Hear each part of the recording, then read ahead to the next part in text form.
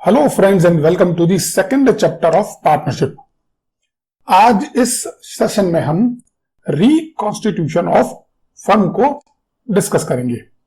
आइए देखते हैं reconstitution of partnership firm. We know that a partnership is formed by an agreement. Any change in the agreement और deed which results change in relation of partners is called reconstitution. Generally, in such case, existing agreement comes to an end and a new agreement takes place. Reconstitution of a partnership firm usually takes place in any of the following ways. किन तरीकों से reconstitution हो सकता है, आइए देखते हैं। सबसे पहला है change in the profit sharing ratio among the existing partner। यानी पार्टनरशिप वही है, वही पार्टनर्स हैं, लेकिन वो अपना पीएसआर चेंज कर लेते हैं। सेकंड है admission of a new partner. जब भी कोई नया पार्टनर एग्जिस्टिंग फर्म को ज्वाइन करता है तब भी पार्टनर्स के आपस के रिलेशन चेंज हो जाते हैं और इसे reconstitution of A partnership firm कहते हैं। थर्ड है retirement of an existing partner. अगर कोई एग्जिस्टिंग पार्टनर ये कहता है कि अब मुझे बिजनेस में पार्टिसिपेट नहीं करना, मैं रिटायर होना चाहता हूं, तो भी इसे reconstitution of A partnership firm कहा जाएगा। और लास्ट है डेथ ऑफ ए पार्टनर। अगर ड्यूरिंग दी पार्टनरशिप किसी पार्टनर की डेथ हो जाती है तो भी इसे reconstitution of A partnership firm कहते हैं। फ्रेंड्स, इन चारों सिचुएशंस में एक चीज कॉमन है और वो ये है कि इन सभी परिस्थिति या सिचुएशंस में पार्टनर्स का पीएसआर चेंज हो रहा है। अगर एग्जिस्टिंग फर्म है तो वो अपना पीएसआर चेंज कर रहे हैं। एडमिशन है तो नेचुरली एडमिशन ऑफ पार्टनर होते ही पीएसआर चेंज होगा क्योंकि नए पार्टनर को अकोमोडेट करना पड़ेगा। रिटायरमेंट है तो रिटायरिंग पार्टनर चला जाएगा, अब उसका शेयर एग्जिस्टिंग पार्टनर बांट लेंगे, और वही डेथ ऑफ द पार्टनर के केस में भी होगा।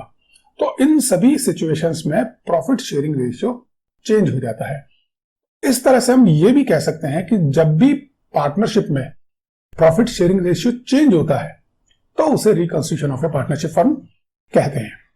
आइए अब सबसे पहले देखते हैं change in the profit sharing ratio among the existing partners. Whenever the partners decide to change the existing profit sharing ratio, this is called reconstitution because their relations changes with this effect. उनके आपस के relation change हो जाते हैं। पहले किसी एक partner को जो शेयर मिलता था अब उसका शेयर चेंज हो जाएगा, तो अदर पार्टनर्स के साथ में उसके रिलेशन चेंज हो जाएंगे। एग्जाम्पल है A, B and C are partners sharing profits in the ratio of 2:2:1. After 3 years, they decide that since C is now experienced and also introduced additional capital, his share should be equal with others, and therefore the new PSR is changed to 1:1:1. 3 partners हैं A, B, C। इनकी partnership को चलते हुए 3 साल हो गए हैं। 3 साल के बाद में सभी पार्टनर्स मिलकर ये डिसाइड करते हैं कि जो सी जो हमारे साथ में पार्टनर था, जो कम कैपिटल लाया था, उसको शेयर भी कम मिल रहा था क्योंकि उसके पास में एक्सपीरियंस नहीं था वर्क का। अब उसके पास में सफिशिएंट एक्सपीरियंस भी है, 3 साल के दौरान उसे एक्सपीरियंस हो गया है और एडिशनल कैपिटल भी उसने इंट्रोड्यूस कर दी है। तो जो शेयर पहले अनइक्वल था 2:2:1, अब उसे इक्वल कर दिया जाए 1:1:1। Consequently, A and B, who were getting the share of profit double in comparison with C, are at par with him. पहले A और B का क्या था 2:2 और C का 1, यानी C के कंपैरिजन में A और B को डबल प्रॉफिट मिल रहा था। 40% A को, 40% B को और 20% C को। अब इन तीनों को 1/3 1/3 1/3 मिल रहा है। इससे इन तीनों का अब रेशियो बराबर हो गया। पहले के कंपैरिजन में अब इन तीनों के रिलेशन, आपस के रिलेशन चेंज हो गए क्योंकि इनका पीएसआर चेंज हो गया।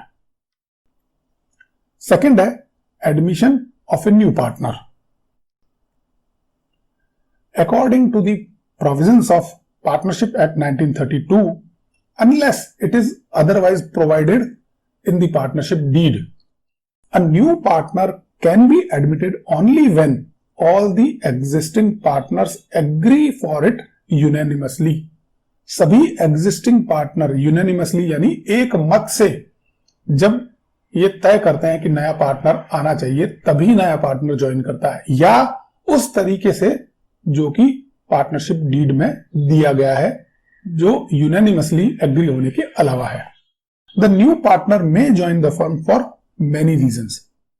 The existing partner may need additional capital और सम स्पेशलाइज्ड क्वालिफिकेशन और both for the efficient working of the firm. As soon as the new partner joins the firm, there is change in constitution of a firm to accommodate the new partner. To give effect to such changes, a new agreement takes place, redefining the relation among all the partners, including new. नए partner की जरूरत क्यों होती है? हो सकता है firm को एडिशनल कैपिटल की जरूरत हो, जिसके ऊपर वो इंटरेस्ट नहीं देना चाहता हो तो किसी नए पार्टनर को ज्वाइन करवा देते हैं, और या फिर कोई स्पेशलाइज्ड क्वालिफिकेशन की जरूरत हो जो कि एग्जिस्टिंग पार्टनर्स में नहीं है, जो उनके बिजनेस के लिए जरूरी है। तो वो व्यक्ति जिसके पास में वो स्पेशलाइज्ड क्वालिफिकेशन है और साथ में अगर वो कैपिटल भी इंट्रोड्यूस कर रहा है तो उसे पार्टनर बनाया जा सकता है। तो जब भी नया पार्टनर ज्वाइन करता है तो वहां कॉन्स्टिट्यूशन में चेंज होगा, reconstitution of A partnership firm होगा, एक नया डीड लिखा जाएगा, नए डीड में सारी चीजें नई लिखी जाएगी और नए पार्टनर को भी अकोमोडेट किया जाएगा।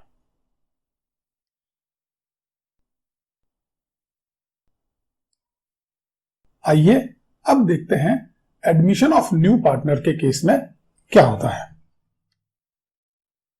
A newly admitted partner acquires two main rights in the firm. जब भी पार्टनर फर्म को ज्वाइन करता है उसे दो अधिकार, दो राइट्स मिलते हैं। पहला है right to share the assets of the partnership firm और दूसरा है right to share the profits of the partnership firm. जब भी कोई नया पार्टनर ज्वाइन करता है तो इसके पास में दो राइट्स आते हैं। पहला कि वो पार्टनरशिप फर्म की एसेट्स को शेयर करता है और दूसरा उसके प्रॉफिट्स को शेयर करता है। In consideration to acquire these rights, new partner brings agreed amount of capital in the firm. इन राइट्स को एक्वायर करने के लिए, इन राइट्स को लेने के लिए नया पार्टनर क्या करता है? कैपिटल इंट्रोड्यूस करता है, एग्रीड अमाउंट जो सभी मिलकर तय करते हैं, भी नया पार्टनर इतनी कैपिटल लाएगा, उतना अमाउंट वो फर्म में इंट्रोड्यूस करता है। In case of admission of a new partner, the following points may be required to be dealt with carefully.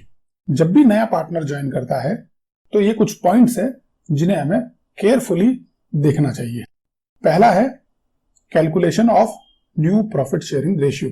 Naturally जब भी नया पार्टनर ज्वाइन करेगा तो जो एग्जिस्टिंग पार्टनर का शेयर है उसमें एक नया पार्टनर जुड़ेगा और पुराने पार्टनर्स का शेयर कम होगा ताकि नए पार्टनर को अकोमोडेट किया जा सके।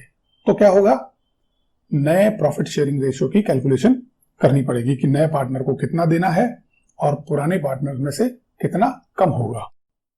सेकंड है calculation of sacrificing ratio of old partners. पुराने पार्टनर्स ने अपने अपने शेयर का, अपने हिस्से का कितना सैक्रिफाई या त्याग किया है उसकी कैलकुलेशन। थर्ड है valuation and adjustment of goodwill.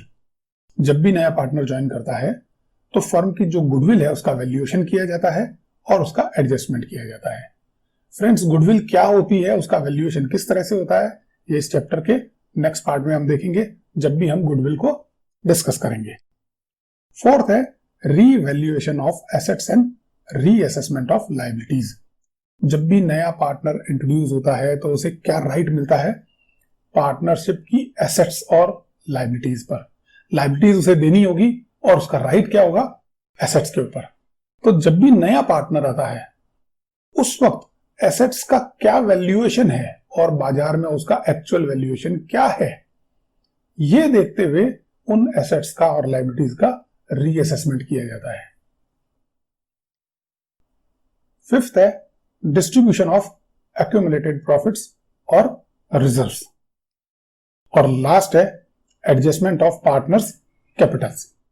तो ये जो 6 पॉइंट्स हैं ये चैप्टर 2 में शामिल है, admission of a new partner, जिसमें सबसे इंपॉर्टेंट है change in PSR and calculation of PSR. जो कि हम डिस्कस करने वाले हैं, और साथ में ये सभी पॉइंट्स हम वन बाय वन डिस्कस करेंगे। तो आइए सबसे पहले हम लेते हैं calculation of new profit sharing ratio. When a new partner joins the firm, the old partners have to sacrifice their share of profit to accommodate the new partner। अभी हमने डिस्कस किया कि जब भी नया पार्टनर आता है उसको कुछ ना कुछ शेयर देना पड़ता है प्रॉफिट का, तो उससे क्या होगा, एग्जिस्टिंग पार्टनर्स का शेयर कम हो जाएगा, तो वो सेक्रीफाई करेंगे, त्याग करेंगे। The new profit sharing ratio is decided by the existing and new partners mutually.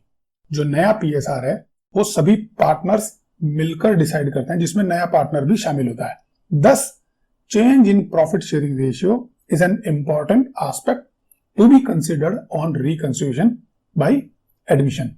This depends upon how the new partner acquires his share from existing partner, for which there are many possibilities. नया partner अपने share को पुराने partner से किस तरह से acquire करेगा, उसकी बहुत सी पॉसिबिलिटीज है। इससे पहले कि हम नए पार्टनर के पीएसआर को एक्वायर करने की पॉसिबिलिटीज देखें, हम ये देखते हैं कि प्रॉफिट शेयरिंग रेशियो किसे कहते हैं और प्रॉफिट को पार्टनर्स में किस तरह से फ्रैक्शन में डिवाइड किया जाता है।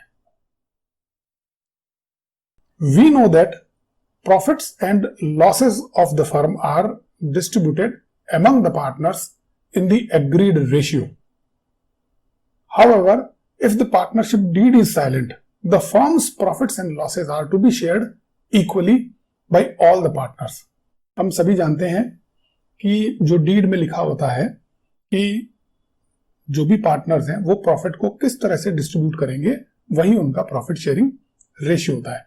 अगर डीड में इसके बारे में कुछ भी नहीं लिखा हो तो अकॉर्डिंग टू पार्टनरशिप एक्ट 1932 सभी पार्टनर्स में प्रॉफिट को बराबर डिवाइड किया जाता है। आइए एक विजुअल एग्जांपल के थ्रू देखते हैं कि वो किस तरह से डिवाइड किया जाएगा। ये एक फर्म का प्रॉफिट है। उस फर्म के दो पार्टनर्स हैं जिनके डीड में पीएसआर के बारे में यानी प्रॉफिट शेयरिंग के बारे में कुछ भी नहीं लिखा गया है। तो क्या किया जाएगा, इस प्रॉफिट का हाफ पोर्शन यानी आधा हिस्सा एक पार्टनर यानी ए को दे दिया जाएगा और दूसरा आधा हिस्सा पार्टनर बी को दिया जाएगा। इसका मतलब इस पूरे प्रॉफिट के दो बराबर हिस्से होंगे या शेयर होंगे, 2 equal shares of whole profit, और उन दो शेयर्स में से एक जो है ए को जाएगा, दूसरा बी को। इन दोनों के शेयर की टोटल क्या होगी, जो उस प्रॉफिट के इक्वल पार्ट किए गए हैं उसके बराबर इनके शेयर की टोटल होगी।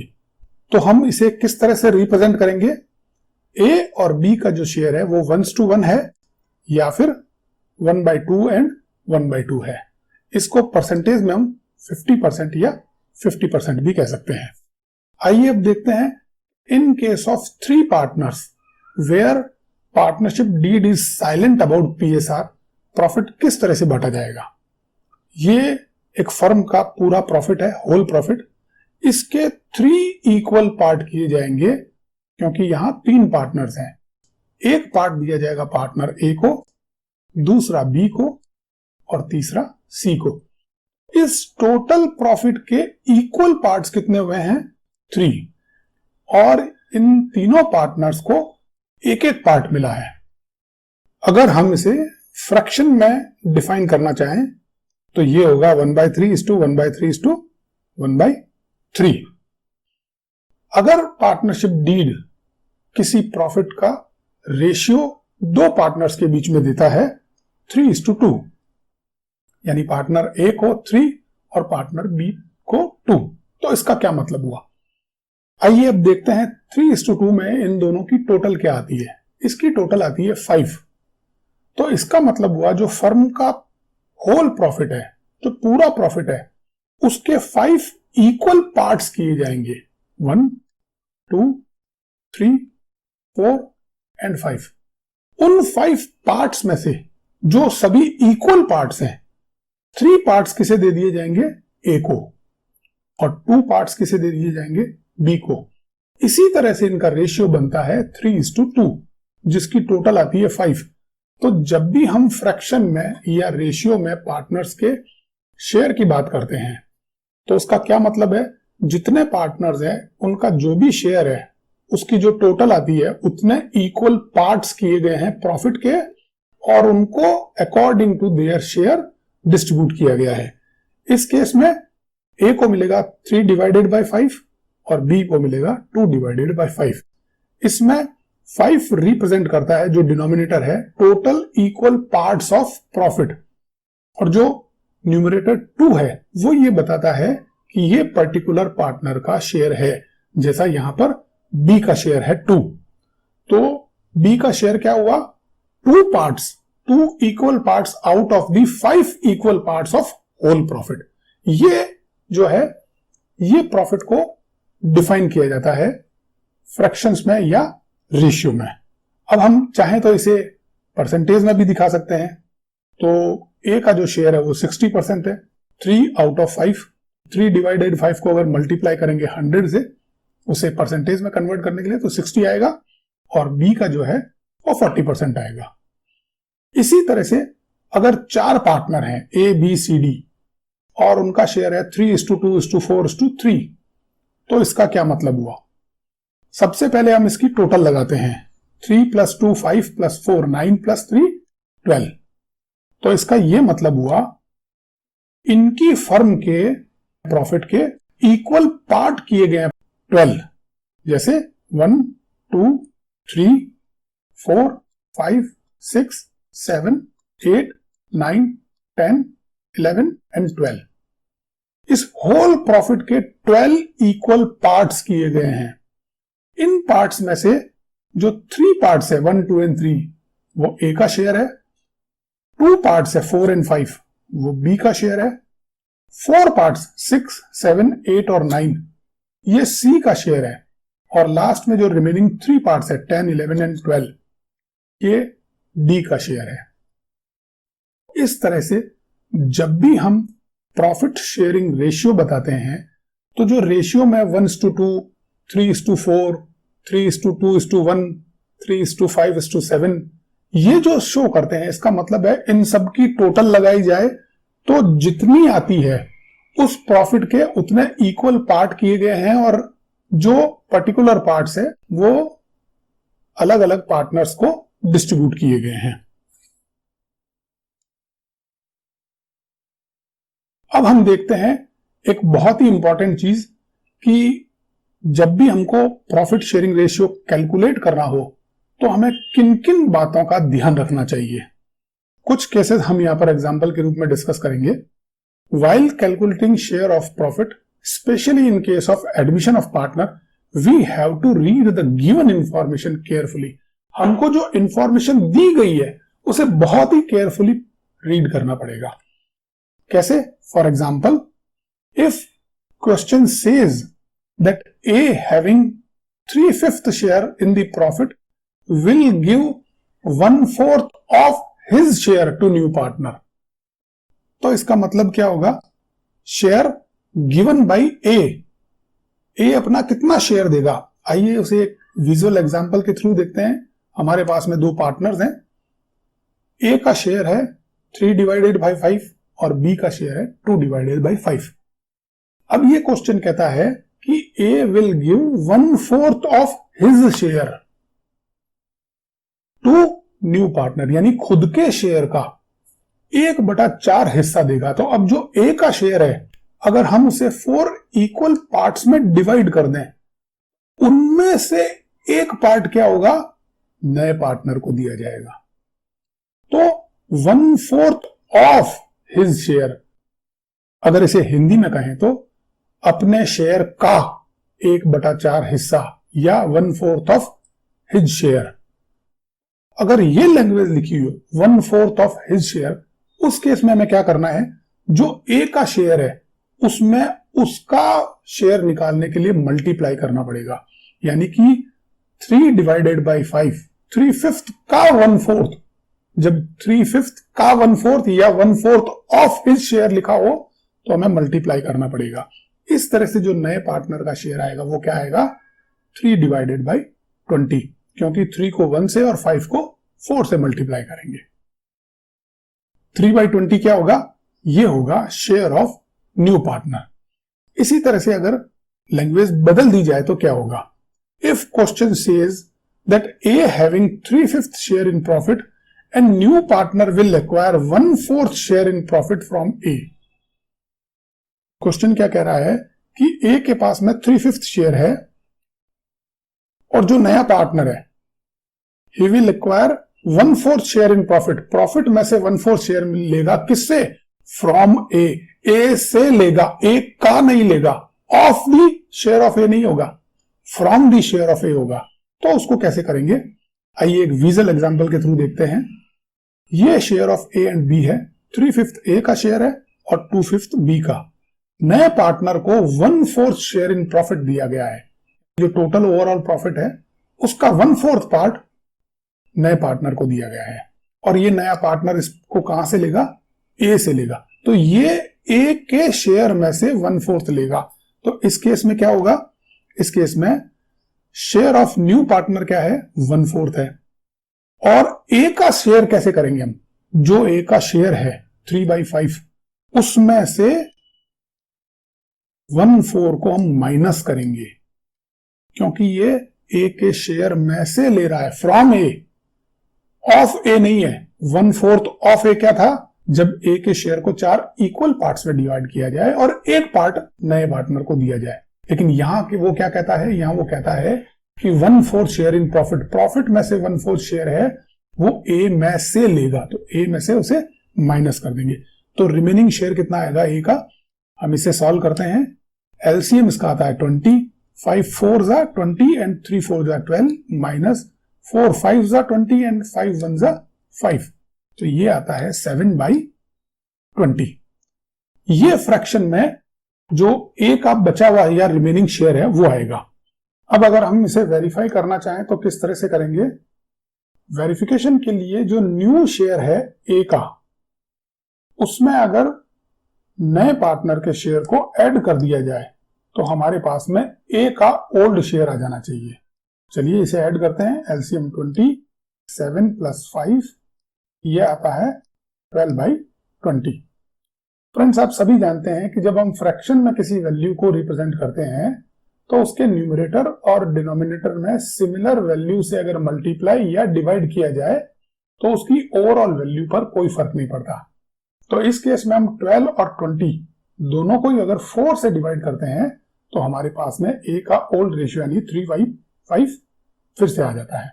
चलिए अब हम देखते हैं इसे परसेंटेज में किस तरह से हम इसे वेरीफाई कर सकते हैं। ए का ओल्ड शेयर है 3/5, ये कितना परसेंटेज है ये निकालने के लिए हम 100 से मल्टीप्लाई करते हैं तो ये आता है 60%। और जो नए पार्टनर को शेयर दिया गया है 1/4, हम सभी जानते हैं 1/4 क्या है, 25%। अगर ए अपने शेयर 60% में से 25% किसी नए पार्टनर को दे देता है तो उसका रिमेनिंग शेयर क्या रहेगा, 35%। तो जो ए का रिमेनिंग शेयर है 720, उसमें हम अगर 100 को मल्टीप्लाई करेंगे तो इसका रिजल्ट भी 35 आएगा। तो आपने देखा कि परसेंटेज रेशियो या फ्रैक्शन प्रॉफिट शेयरिंग रेशियो को किसी भी तरह में रिप्रेजेंट किया जा सकता है और उसे वेरीफाई भी किया जा सकता है। अब हम डिस्कस करेंगे calculation of profit sharing ratio में comparison of two ratios of same partner in case of change in ratio.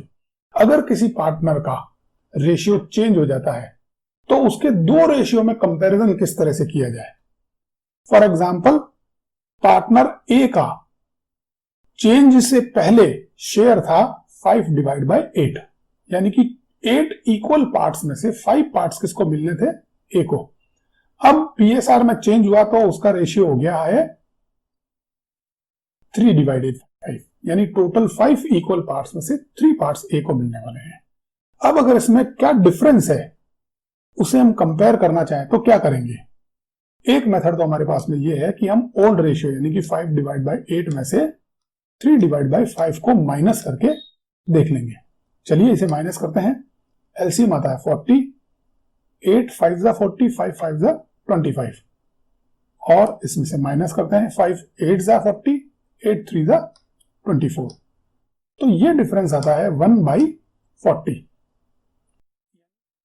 ए के पास जो पहले शेयर था वो बाद के शेयर से 1/40 अधिक था, तभी बाद का शेयर कम आ रहा है। अब हम अगर इस फ्रैक्शन को 5/8 और 3/5 को एक साथ लिखकर कंपेयर करना चाहें तो किस तरह से कर सकते हैं?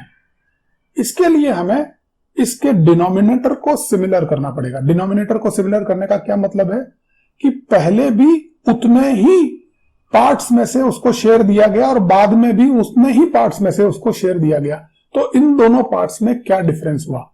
इन दोनों को इक्वल करने के लिए हम क्या करेंगे, 8 को मल्टीप्लाई करेंगे 5 से ताकि ये 40 हो जाए, तो हमको 5 को भी 5 से मल्टीप्लाई करना पड़ेगा और 5 को मल्टीप्लाई करेंगे 8 से, यहां हमें 3 को भी 8 से मल्टीप्लाई करना पड़ेगा। अब इसका रिजल्ट क्या आता है?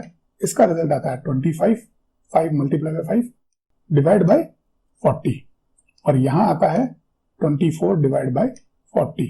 यानी कि एक ही पार्टनर के दो रेशियो में अगर डिनोमिनेटर सिमिलर हो, उस केस में हम उसको देखकर कंपेयर कर सकते हैं डायरेक्टली कि कौन सा शेयर ज्यादा है और कितना ज्यादा है। यहां पर हमें पता चलता है कि जो पहले शेयर मिलता था वो था 40 इक्वल पार्ट्स में से 25 और बाद में क्या हो गया 24, तो 1/40 उसको कम मिला है। इसी तरह से अगर हमें 3-4 पार्टनर्स का जो रेशियो है, ये बिफोर चेंज है और ये है आफ्टर चेंज, इसे कंपेयर करना पड़े तो क्या होगा? तो हम जानते हैं कि जो रेशियो दिया गया है 3:2:4:3, ये क्या है? ये है न्यूमरेटर और इन सबका डिनोमिनेटर क्या है? 12। तो अगर हम इक्वल वैल्यू से इनको मल्टीप्लाई करते हैं तो रिजल्ट सेम आएगा। इसे हम कॉमन कर देते हैं। 12 और 9 का जो नियरेस्ट एलसीएम है वो है 36, तो 12 को 36 बनाने के लिए 3 से मल्टीप्लाई करना पड़ेगा और 9 को 36 बनाने के लिए 4 से मल्टीप्लाई करना पड़ेगा। तो इस पूरी इक्वेशन को हम 3 और 4 से मल्टीप्लाई कर देते हैं। ये आता है 9 6 12 और 9। 12 को जब 3 से मल्टीप्लाई करेंगे 36 आएगा और इनकी टोटल भी 36 होगी। इसी तरह से जो नेक्स्ट इक्वेशन है या नेक्स्ट जो रेशियो है उसको हमने 4 से मल्टीप्लाई कर दिया और इसकी टोटल भी 36 आ रही है। अब हम बड़ी आसानी से ये कह सकते हैं कि ए को पहले 9 आउट ऑफ 36 मिलते थे और अब 8 आउट ऑफ 36 मिल रहे हैं, तो उसे 1/36 कम मिल रहा है। इसी तरह से बी को पहले 6 आउट ऑफ 36 मिलते थे लेकिन अब उसका शेयर बढ़ गया है 8 आउट ऑफ 36, तो उसको 2 आउट ऑफ 36 एक्स्ट्रा मिल रहा है।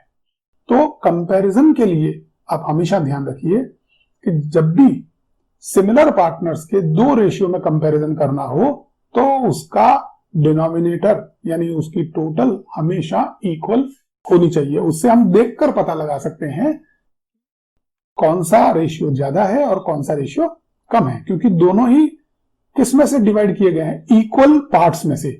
पहला जो रेशियो है वो भी 36 इक्वल पार्ट्स में से डिवाइड करके बनाया गया है और दूसरा रेशियो भी 36 इक्वल पार्ट से डिवाइड करके बनाया गया है।